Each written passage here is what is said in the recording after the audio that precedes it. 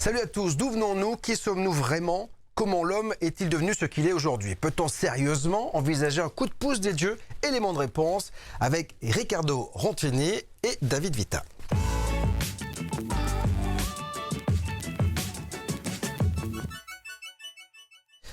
Bonjour Riccardo. Bonjour. Ravi de vous accueillir sur BTLV. On va évoquer ce bouquin. Voilà, Elohim. Alors c'est le prélude, hein. Là c'est la version italienne parce que le bouquin va sortir début octobre. On aura bien sûr l'occasion de l'annoncer. Et puis à côté de vous, il y a l'homme par qui ce bouquin a été édité, David Vita. Bonjour David. Bonjour. Alors Riccardo parle pas français, tu parles français. Je parle français Bon. et italien. Alors, peut-être la première question, avant de te la poser, je voudrais quand même juste souhaiter un prompt rétablissement à Mauro Biglino, qui Bien devait sûr. être là et qui est malade, hein, c'est ça? Il était malade, donc il m'a confirmé qu'il ne pouvait pas venir. Il passe le bonjour et son problème de santé ne permettait pas de voyager. Bon, dans tous les cas, voilà. j'espère que vous l'excuserez. On a Riccardo qui est illustrateur du bouquin dont on va faire écho aujourd'hui. C'est une BD, hein, c'est juste magnifique. Et alors, ce qui est intéressant dans la BD, comme le dit Mauro, c'est que souvent c'est très explicite. Donc on va essayer de comprendre tout cela. Avant cela, première question pour toi, David. La difficulté d'éditer des bouquins comme celui-ci, elle est grande. Est-ce qu'en Italie c'est plus simple? Comment ça se passe? Non, alors la difficulté, bon, j'en ai pas vraiment eu parce que c'était déjà une BD qui était déjà sortie par un autre éditeur où nous on a récupéré le marché de l'Elohim donc sur sa totalité. Et donc Mauro Biglino et Riccardo Rontini ont signé directement avec la Luxco. Donc on va dire que j'avais déjà le PDF qui était là. D'accord. Donc on a dû seulement améliorer les images, améliorer la couleur et faire tous les volumes en une qualité beaucoup plus prestigieuse. Alors ça c'est la partie technique, mais moi je parlais de difficultés auprès du public et auprès d'une certaine presse, d'une certaine bien-pensance. Est-ce qu'il y a une bien-pensance italienne aussi qui dit c'est n'importe quoi, etc. En France, nous on se heurte à ça depuis 6 ans. C'est clair. Non, en Italie, c'est plus ouvert. C'est plus ouvert. Donc ça a été beaucoup apprécié, l'Elohim en Italie. Mais je pense qu'en France aussi, ils sont en train de l'entendre. On n'aura pas de difficulté sur ce type de volume. Parce qu'en fin de compte, l'Elohim, le dessin, représente Mauro Biglino et tous ses travaux. Alors, Riccardo, qu'est-ce qu'évoquent les Elohim pour vous? Allora, evoca inteso come cosa mi ha spinto a farlo. Ce qui m'a poussé à le faire, Toute une série de contenus que j'ai depuis l'enfance. Donc disons que c'est aussi une façon de représenter ce que je voulais raconter au niveau historique et qui manquait au niveau d'illustration. Même s'il y a eu déjà des illustrations de récits comme Star Wars ou Dragon Ball, où l'on parle de ces concepts. Mais de mon point de vue, il était intéressant d'en parler d'un point de vue religieux et mystique. Alors c'est ça la grande difficulté. Quand on travaille sur les Elohim, c'est qu'on remet tout en question. Et quand on va remettre tout en question, fatalement, ça pose des questions. Les Elohim nous signalent finalement qu'il n'y a pas qu'un Dieu comme l'Église aujourd'hui l'a réuni, comme toutes les religions monothéistes nous le disent, mais on est plutôt sur du polythéisme. Il y a plusieurs dieux et finalement, ces dieux vont se battre pour essayer de récupérer le peuple terrien, avec des délégués comme Moïse. Et puis, il y a même Yahvé, qui est un guerrier, qui lui va se battre pour essayer de remporter le bout de grâce, si je ne m'abuse. D'où ils viennent, ces Elohim, et pourquoi sont-ils venus sur Terre? Sì, esatto. Diciamo che è una questione prettamente pagana. C'est une question typiquement païenne. Tous les contenus que Mauro a exposés remontent à des cultures antiques, pas seulement de la Bible, mais sont tirés aussi d'autres contextes, surtout du contexte biblique. Mais à la base, ces cultures-là, antiques, ramènent à la même trame, à la même culture. Par conséquent, on raconte de ces individus en chair et eau, d'après ce qui a marqué aussi dans l'Ancien Testament, et ils se battaient entre eux et avait lieu, donc il donnait lieu vraiment à des massacres entre cousins et Chacun avait son Elohim, Jacob et les autres avaient leur Dieu. Tout le monde s'est battu les uns les autres. C'est une histoire de guerre. C'est des guerres pour effectivement les remporter. Mais alors vous qui êtes italien quand même, Riccardo, vous êtes au pays du Vatican, c'est-à-dire que vous n'avez pas peur d'être brûlé sur le bûcher de la vanité? Personnellement, j'ai jamais vécu dans le Vatican. Mauro si a vécu. Il a travaillé pour les éditions Paolines. D'après ce que je sais, il a traduit 17 livres de l'Ancien Testament qu'ils ont publiés. Donc en principe, c'est lui qui a risqué vraiment beaucoup plus que moi, car moi j'ai juste illustré. Cette collaboration est née à partir de cette exigence d'illustrer ces récits. Je me retiens, je m'estime plutôt libre et intouchable. David, je parlais du Vatican, effectivement, on se souvient des problèmes que Mauro a rencontrés lorsqu'il a commencé à évoquer finalement une autre vision des textes qu'il avait sous les yeux, parce qu'on rappelle que Mauro est quand même un traducteur d'hébreu antique et qui a travaillé pendant 30 ans sur les textes sacrés. Quand on reprend ce genre d'ouvrage et de points de vue, on se situe.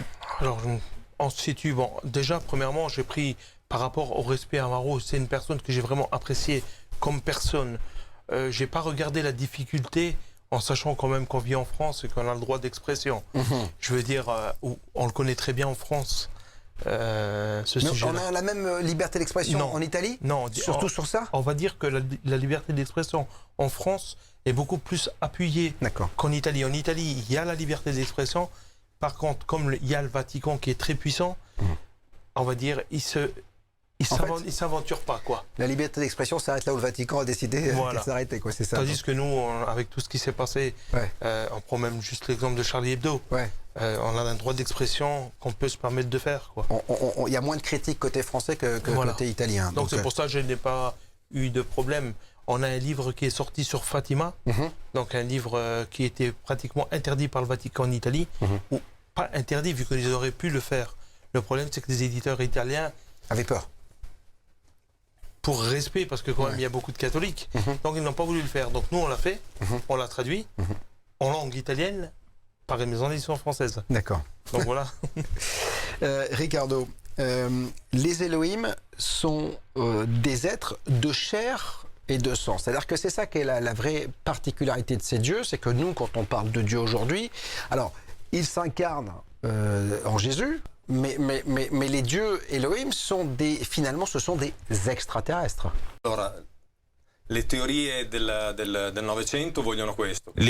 du XXe siècle veulent que ce soit des extraterrestres venus d'ailleurs, mais plein d'autres théories les appellent subterrestres, donc ils venaient du sous-sol. Il y en a qui disent qu'ils sont plutôt des extraterrestres, c'est-à-dire des terriens qui sont partis pour revenir ou qui nous ont quittés.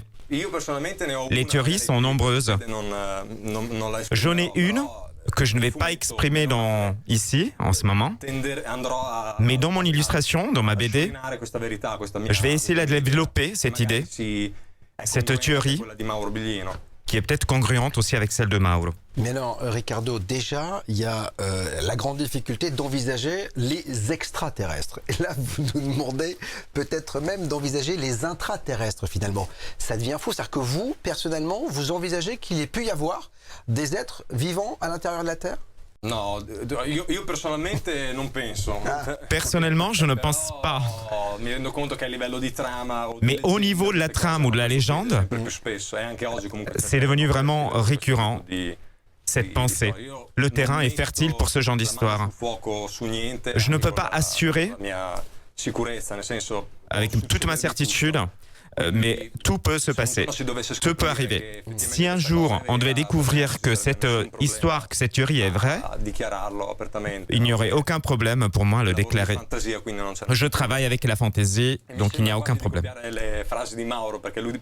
Il me semble presque de copier les phrases de Mauro, car il dit presque la même chose. J'espère qu'il me va me le consentir.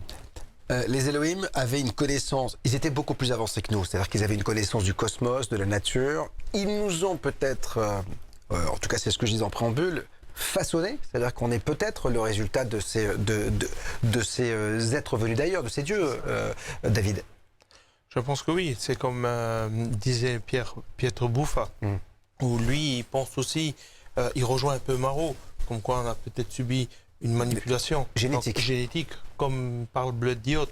À la fin, on se retrouve à peu près à cette stratégie. Les Elohim avaient une connaissance du cosmos, de la nature exceptionnelle, donc ils étaient beaucoup plus importants que nous. En tout cas, technologiquement, ils étaient beaucoup plus avancés, parce que quand on voit l'hybridation visiblement qui a été faite des hominidés pour qu'on arrive à ce qu'on est aujourd'hui, mais finalement, est-ce que vous avez compris quel était le but? Parce qu'en fait, on hybride des gens qui sont à l'époque dans des cavernes pour en faire ce que l'on est aujourd'hui. Il est difficile à saisir l'objectif. Je suis fondamentalement un illustrateur. Je peux donc reporter les analyses d'autres personnages comme Mauro Biglino, Fondaine, Sitchin, même Colosimo. L'intérêt de ces Elohim aurait dû être celui d'implanter un laboratoire expérimental sur Terre et le faire vérifier par des personnes mentalement, physiquement inférieures, car ils devaient simplement pratiquer l'agriculture. Donc ils étaient nécessairement inférieurs au niveau physique et psychique pour faire avancer tout un ensemble de systèmes sociaux qui auraient dû donc être développés. Les modifications sur les hominidés datent de moins 150 000 à moins 200 000, c'est-à-dire qu'on est avant Jésus-Christ, donc ça remonte à très très loin. Je me souviens avoir évoqué ici avec Mauro, lorsque j'avais eu la chance de l'interviewer, des ratés, c'est-à-dire qu'en fait, il y a plus de 400 ratés, c'est-à-dire qu'il y a eu ils ont fait des tentatives jusqu'à ce qu'on arrive à ce qu'on est aujourd'hui. C'était des animaux à sang-froid, parce qu'ils n'ont eu aucun problème à trafiquer l'hominidé. Okay. Diciamo che sì, infatti questa cosa eravamo un po' come il risico. Disons que oui, c'était un peu comme ce jeu de rôle Risico, ou avec des... Concettualmente è quello. C'est comme des formes de guerre. Conceptuellement, je pense qu'il y a quelque chose qui a été introduit à l'intérieur du cerveau pour faire accomplir à ces personnes des crimes terribles, des gros massacres de massifs qui ont dû être bien commandité par quelqu'un comme Abraham ou par des gens beaucoup plus intelligents comme les Elohim, qui peuvent se permettre de dire « j'ai 10 000 hommes, je les envoie en guerre ». Parce que de toute façon, il me faut ce désastre, cette tragédie pour engendrer un succès, un autre succès ailleurs. Toute l'histoire a été comme ça d'ailleurs. Finalement, ils ont été les premiers à diviser pour mieux régner. Si, D'après, oui. D'après tout ce qu'on sait de cette histoire, effectivement, ça a été le cas. Tout d'abord, la conquête. Alors, vous avez parlé de dieux qui sont partis, qui sont peut-être revenus, parce qu'on voit aujourd'hui qu'on a des observations, ici ou là, aux quatre coins de la planète. On se demande si finalement ces dieux ne reviendraient pas à nous faire des petits coucous, regarder où on en est. On voit souvent des observations ovnis au-dessus de centrales nucléaires, de sites nucléaires, comme si ils étaient là un peu pour nous protéger, pour pas qu'on arrive à une extinction de notre civilisation. Et ça a fait l'objet d'un film. Ce film-là s'appelle Prometheus. Alors je vais vous passer la bande-annonce de ce film, parce que c'est un film qui est sorti en 2012. C'est réalisé par Ridley Scott. Regardez, c'est pas le plus grand film, mais en tout cas, il replante bien le décor de ce que l'on évoque aujourd'hui sur BTLV.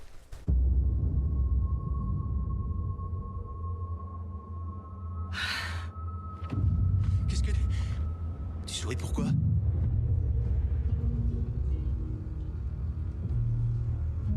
Dis-moi que c'est pas vrai. Je crois qu'ils veulent qu'on vienne les trouver. Ces images proviennent de fouilles archéologiques à travers le monde. Des civilisations disparues qui n'ont eu aucun contact entre elles. Et pourtant, le même pictogramme apparaît dans chacune. Mésopotamienne, aztèque, jusqu'aux grottes préhistoriques en France. C'est une carte du ciel. Non, pas une carte. Une invitation.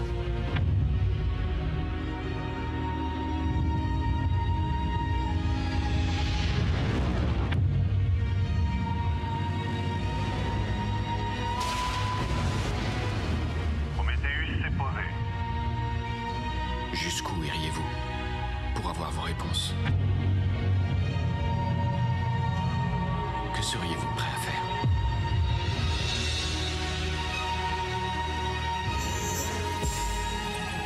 Prométhéeus, vous voyez ça? Mon Dieu, mais c'est quoi? Ils avaient raison.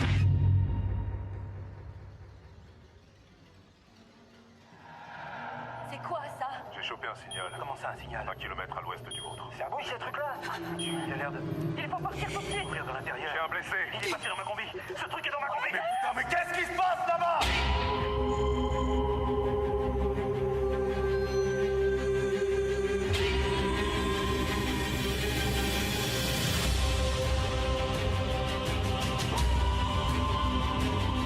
Tuez-les tous! Vous m'avez compris?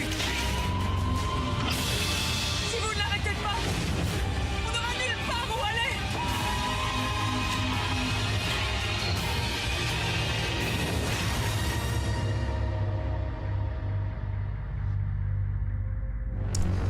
Voilà, Prométhéeus, un film de Ridley Scott 2012, c'est à voir et à revoir bien sûr parce que c'est en lien direct avec cet ouvrage Elohim qui sort bientôt, début octobre, chez Luxo Éditions, dont le représentant est ici, c'est David Vita qui est à mes côtés, tout comme Riccardo Rontini qui est l'illustrateur, parce que c'est une BD finalement. Figurez-vous que vous allez pouvoir vous éclater parce qu'il y a de très très très jolis dessins. Justement, on va revenir sur les illustrations avant de continuer la découverte de ces Elohim.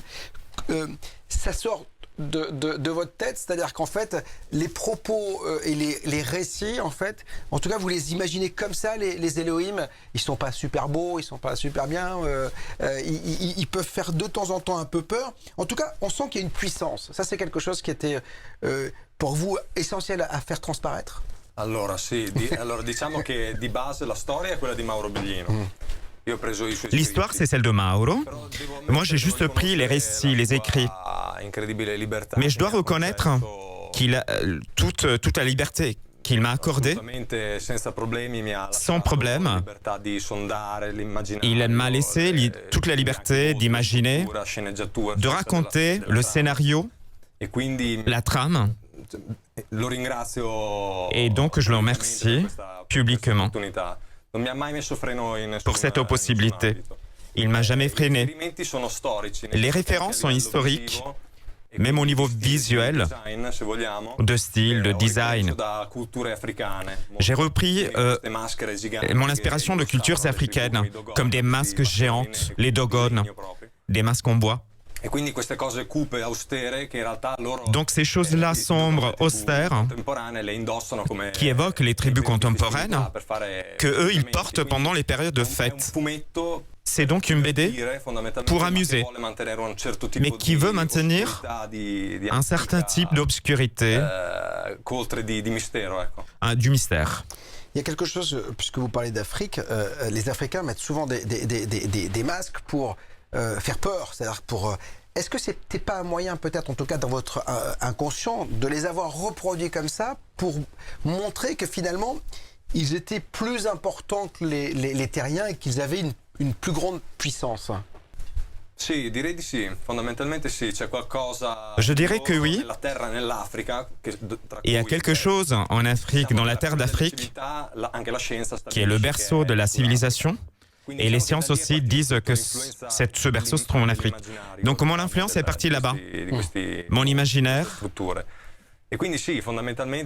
l'imaginaire de ces visages, de ces structures. Donc ces personnages qui vont chez l'homme de manière sombre, cette idée est née du fait de rechercher la possibilité de faire tomber le lecteur en quelque chose de primitif, qui se retrouve devant des personnages technologiquement avancés et qui ne les comprennent pas. Ils ne les comprennent pas.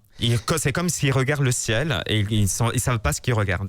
D'autant que on sait, puisque quand on parle des Anunnaki, on sait qu'il y a un berceau du côté du sud-est africain et de Sumer. Donc le sud-est africain nous apporte ses visages, ses masques, etc. Donc il y a peut-être une corrélation.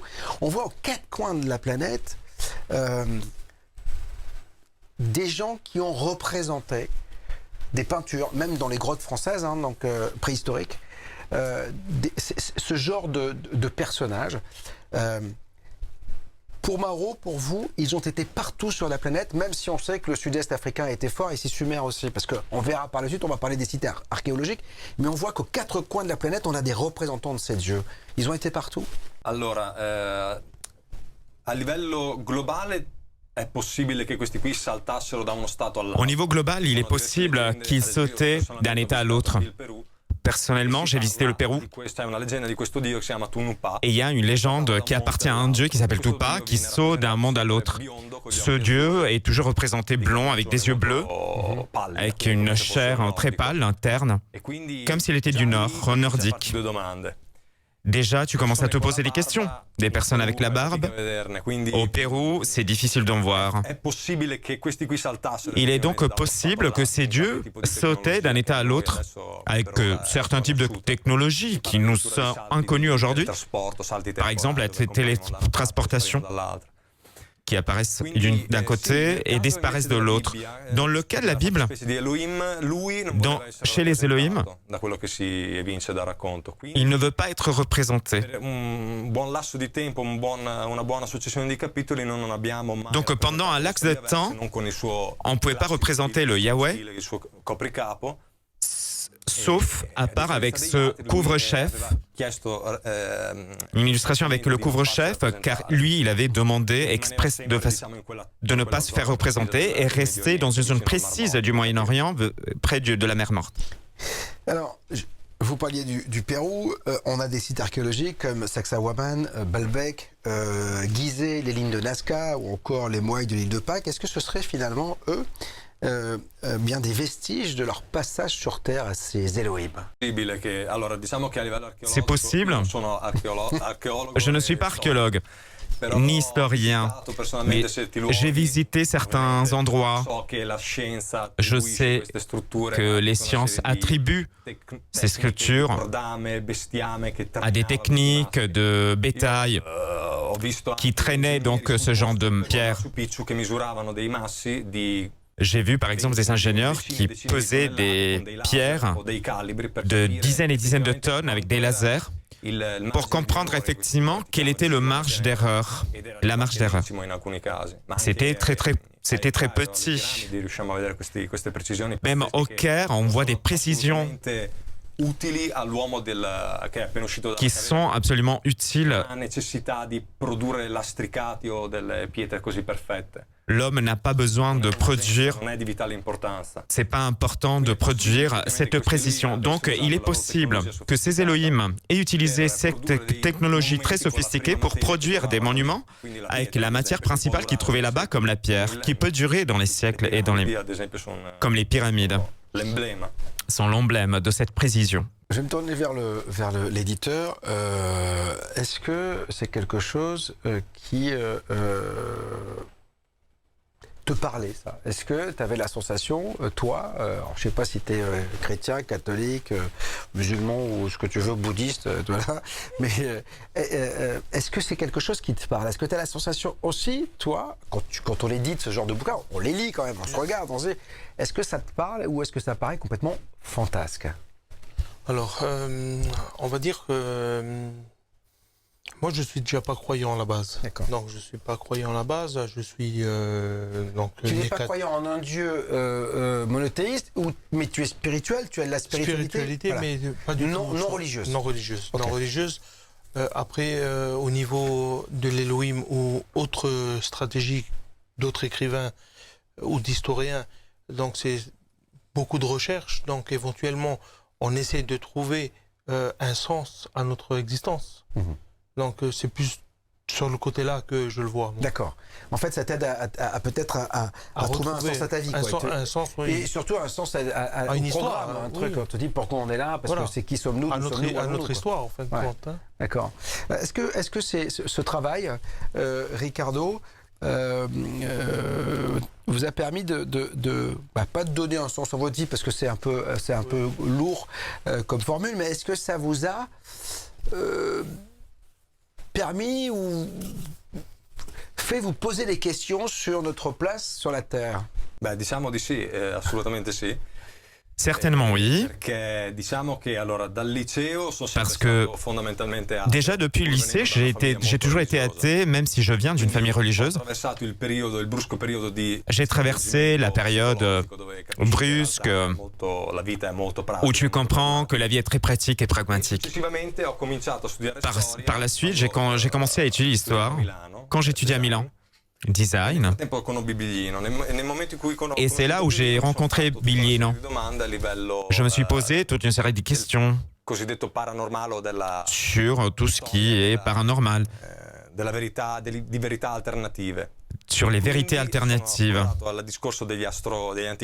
Et c'est ainsi que je suis arrivé à un parcours où j'ai essayé de comprendre comment c'est possible que l'homme est sur Terre génétiquement. Et peut-être que même les sciences est une religion où tout le monde pose ses espoirs. Ce n'est peut-être pas si simple que ça, cette question. Il y a peut-être de l'autre qu'on n'a pas encore compris. Actuellement, je pense plutôt que tout est lié au pouvoir de la tête, de l'esprit, aux personnes en chair et os. Donc nous sommes capables beaucoup plus de faire ce que nous voulons. Donc ça, c'est mon objectif. Ricardo, est-ce qu'ils sont partis? Parce qu'on a évoqué une possible hybridation. On dit que certains dieux se seraient accouplés avec nos femelles, puisque c'est comme ça que c'est traduit à l'époque, dans tous les textes sacrés. Et d'après vous, il y en a qui sont restés, il y en a qui sont partis. Et où sont-ils aujourd'hui? Bella domanda. Bonne question. Bella domanda, nel senso che una volta, allora, a livello di storia, loro li mettevano sempre. Avant, au niveau de l'histoire, ils étaient toujours avec les êtres humains. Ils étaient toujours dans les parages des êtres humains. Probablement, aujourd'hui, s'ils sont encore là, parce qu'il se peut aussi que ce soit juste une légende, qu'ils existent encore. Peut-être ils sont plutôt au sommet des systèmes bureaucratiques et bancaires. Ils ont peut-être déplacé leur combat, leur territoire, leur terrain de combat. Et ils sont plutôt au système monétaire, au système économique. Ah ouais, quand même. Donc, oui, ça va loin quand même dans la possibilité. Pourquoi, David, avoir choisi ce format? Parce que quand on voit une BD, parce que ça ne fait pas BD au départ, quoi. Alors le choix du format, c'est quelque chose qu'on a vraiment regardé avec lui, parce qu'en Italie, l'ancien éditeur a fait des formats grands. Ouais, et ça marchait pas? Les formats petits, ils se sont mélangés les formats. Et en ayant Marot par rapport à ses recherches, j'ai préféré sortir la bande dessinée en A5 pour avoir un livre prestigieux. Parce qu'en fin de compte, c'est quand même toute l'histoire que raconte Mauro Bellino. Donc j'ai fait ce choix-là pour ça. C'était pour donner plus un côté bouquin qu'un côté BD, quoi. Côté bouquin que BD. Qui est souvent très amusant. Mais même pour le ramener avec, ça c'est quelque chose qu'on peut ramener comme un bouquin, et avoir une grande BD à la Astérix. Ouais. C'était le choix. Mais je pense pas que ça a été le même... Pour moi, je ne voyais pas le même prestige entre une BD grand format et un livre de ce volume-là. C'est un choix personnel, quoi. J'ai préféré aller sur le sens-là. Alors, on va revenir sur le bouquin dans un instant. Je voudrais juste signaler que tu édites aussi du côté italien, Blood Dio. Blood Dio, qui est une intervenante régulière de BTLV, puisqu'elle fait une émission ici. Ici, l'archéologie mystérieuse BT Comté. Blood Dio, la genèse de l'humanité, c'est la partie 3 qu'on a abordée. À la lumière de la science, nous avons abordé la cité biblique de Sodome. Regardez, c'est actuellement sur BTLV. Salut à tous. La tradition biblique évoque la cité de Sodome, basée au sud de la mer Morte, dans l'actuelle Jordanie, en face de la forteresse de Masada. Sa localisation reste toutefois à l'état d'hypothèse. Qu'en est-il vraiment? Est-ce un mythe ou une réalité? Élément de réponse avec Blood Dio.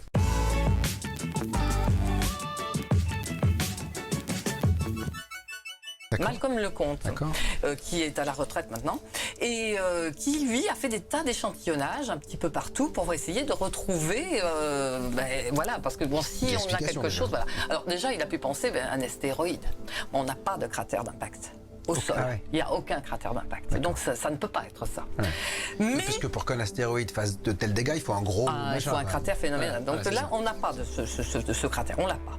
Mais par contre, voilà, il dit on peut avoir ce qu'on appelle la signature de la Tunguska, c'est-à-dire la Tunguska en Sibérie en 1908. Voilà, on a eu ce même événement, c'est-à-dire qu'une comète va rentrer donc dans l'atmosphère. Et voilà, qu'est-ce qui se passe? C'est qu'une comète, c'est de la glace. C'est de la glace, mais à l'intérieur de la glace, on a des noyaux avec des gaz à l'intérieur. Et quand la comète va rentrer dans l'atmosphère, voilà, les gaz vont chauffer et vont exploser. Voilà. Et là, dans la Tunguska, elle a explosé à environ 5, on ne sait pas trop, entre 5 et 10 km de hauteur. Voilà, il n'y aura pas d'impact. L'impact, c'est vraiment une explosion céleste. Vraiment, c'est une explosion qui se produit comme ça.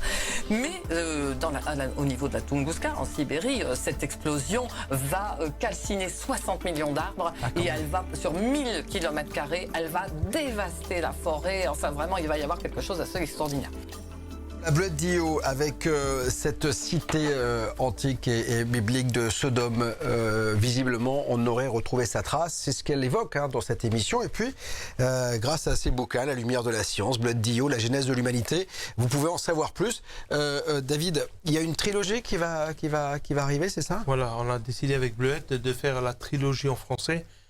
Sur ces 3 volumes. De les regrouper ensemble pour faire un seul bouquin, avoir aussi un prix attrayant pour les lecteurs et d'avoir tout en un, quoi. D'accord.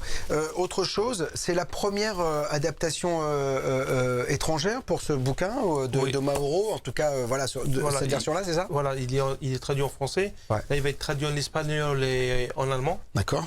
Et par contre, c'est la seule...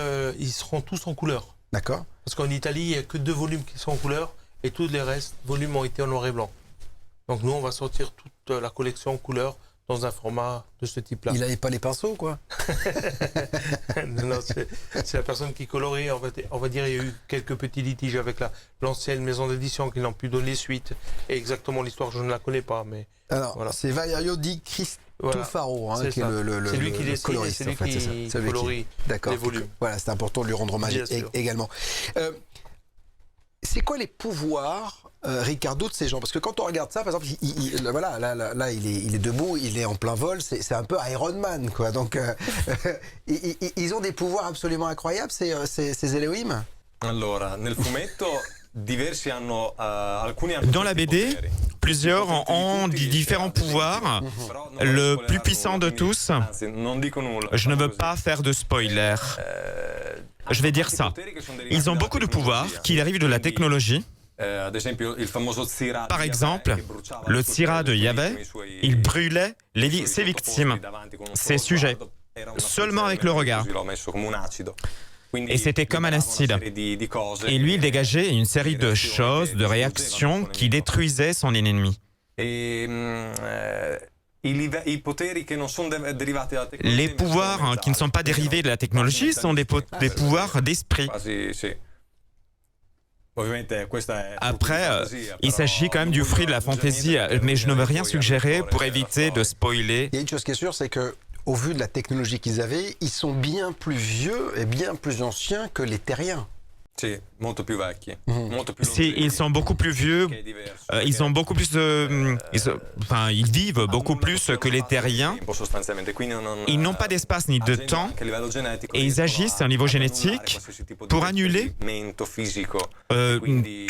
tout vieillissement physique. Donc, ils ne ressentent pas la vieillesse ou le stress, la fatigue. Au contraire, ils pouvaient se soigner, même au niveau psychologique, en brûlant des êtres humains, en brûlant des viscères.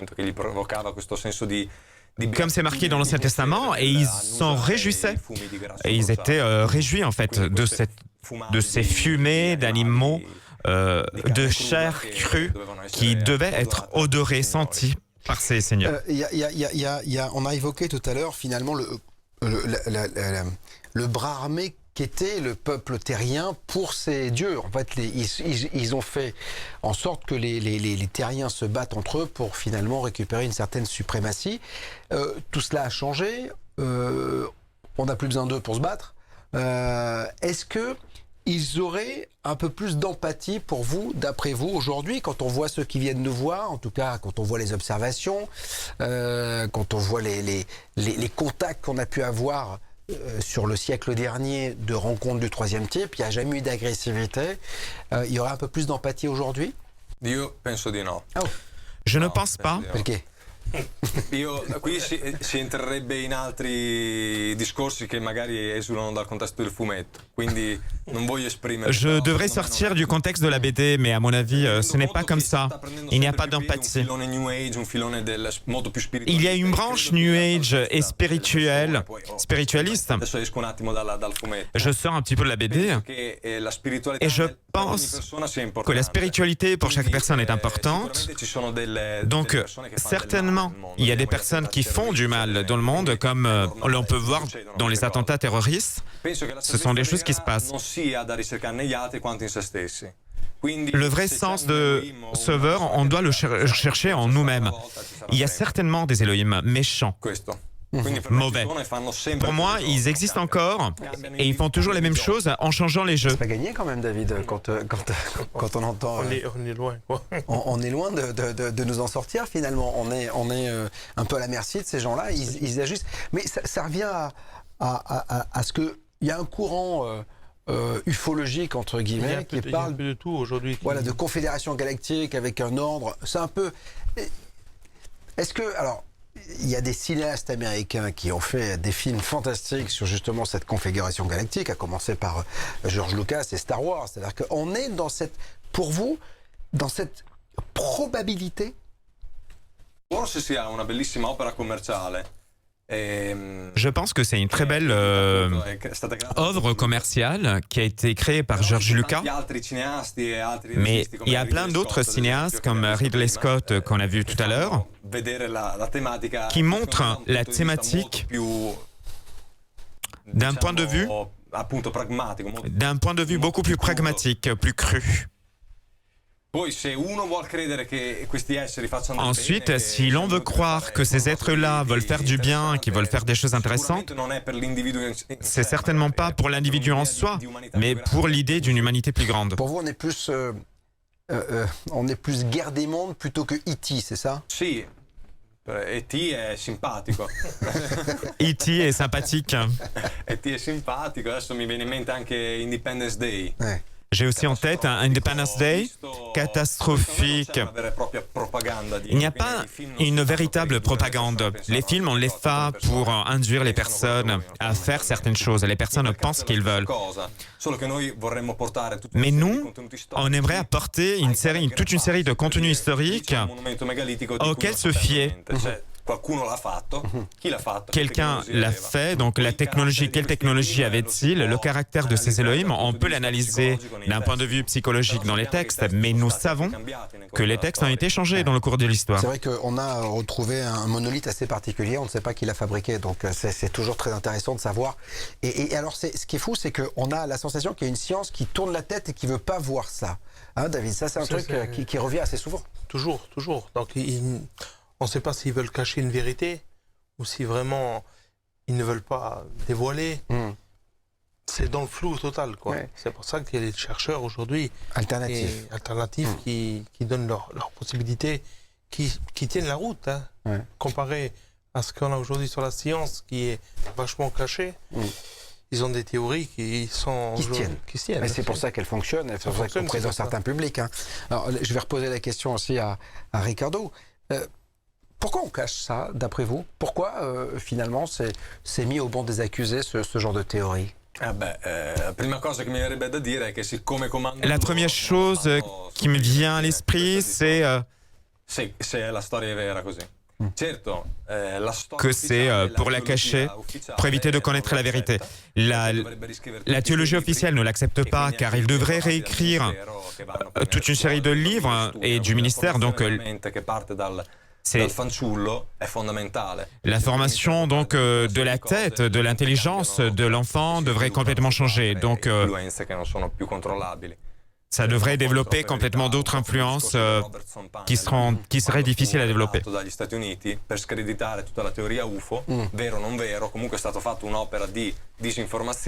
Il y a été aux États-Unis une œuvre de désinformation, de manque d'information sur les UFO. On sait très bien que les services secrets œuvrent dans ce contexte pour éviter effectivement qu'on raconte toute la vérité. On peut croire qu'on vive dans un monde démocratique. Moi, personnellement, je vois que c'est aussi une guerre qui arrive plus vite. Le plus fort règne. À mon avis, c'est pareil. Il y a quelque chose qui est intéressant dans ces Elohim, c'est que finalement, ça touche deux pans de la société. Ça touche le pan religieux, avec les Vatican, et ça touche aussi le pan politique, parce que ça remet en question à la fois la religion telle qu'on l'a écrite et la politique telle qu'on la gère aujourd'hui. C'est-à-dire que, effectivement, si les gens s'affranchissent de la société dans laquelle, et du carcan de la société dans lequel on veut bien les glisser, et dans le carcan religieux dans lequel on les a glissés, ça va partir à volo. Et donc, on ne sera plus maîtrisable. C'est ça, d'après vous, qui fait peur? Allora, diciamo che nella storia era molto diretta la corrispondenza tra questi signori. Dans l'histoire, il y a une correspondance directe entre les Elohim et le peuple. À un moment donné, dans les textes de Giuseppe Flavio, ces Elohim s'en vont. L'histoire est longue, mais ces Elohim s'en vont, partent de Jérusalem. Jérusalem était entourée de chars célestes, et à partir de ce moment-là, dans tout le monde, on a eu des systèmes religieux qui étaient liés plus à une forme spirituelle, presque New Age, autre ascendant. Ce n'était plus tangible, la sensation du deux, comme chez les païens. C'était plus lié à la prière. D'ailleurs, la figure du sacerdote était plutôt considéré un porteur du message qui était médiateur entre le divin et l'humain. Le sacerdote s'occupait physiquement avant de ces seigneurs, de ces Elohim. Il pouvait construire donc des habitations. On a vu au fil de l'histoire pas mal de dirigeants s'intéresser à tout cela. On a vu Hitler dans la Seconde Guerre mondiale qui regardait ce qui se passait un petit peu, qui était très ésotérique, etc., qui essayait de comprendre. On a des dirigeants français qui ont toujours été...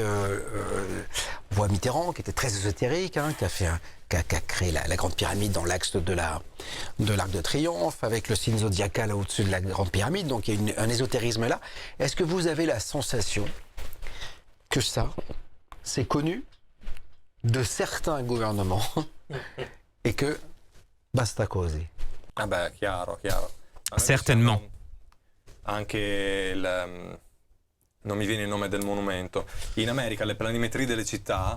Aux États-Unis, en Amérique, les planimétries des villes ont été faites par des personnages qui faisaient partie de clans. Ce ne sont pas des planimétries faites au hasard, comme le monument de Washington, qui sont liés à un courant qui vient de l'Europe. C'est des courants qui viennent de l'ancien continent, comme l'Europe, et qui vont ailleurs, comme aux États-Unis.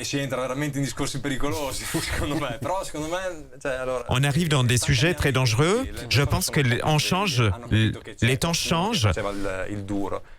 Et il y a quelqu'un qui voulait être plus fort et qui voulait ramener l'eau à son propre moulin. Ils